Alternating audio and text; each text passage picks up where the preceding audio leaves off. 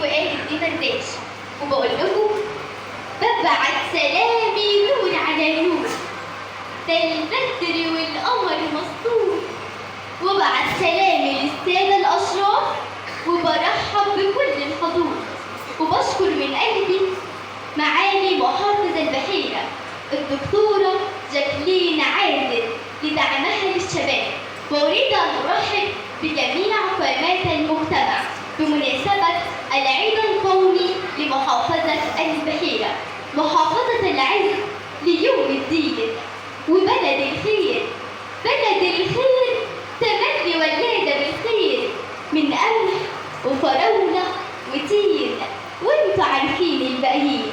وقصيدتي بعنوان خضروها للشاعر القدير والكبير أحمد موسى.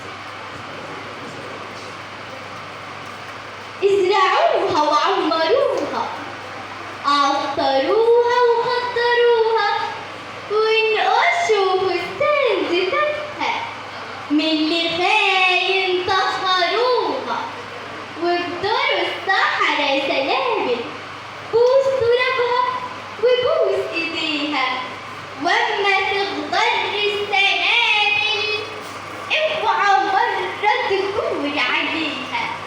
وازرع البستان وزهر، وازرع البستان وزهر، راح تشيلك بين عينيها.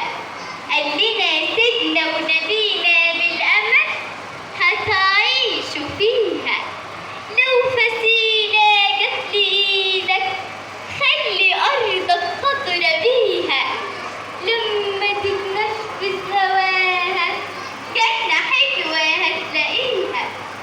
لو صحيح بتحب مصر، لو صحيح بتحب مصر الغالية بعيونك راعيها.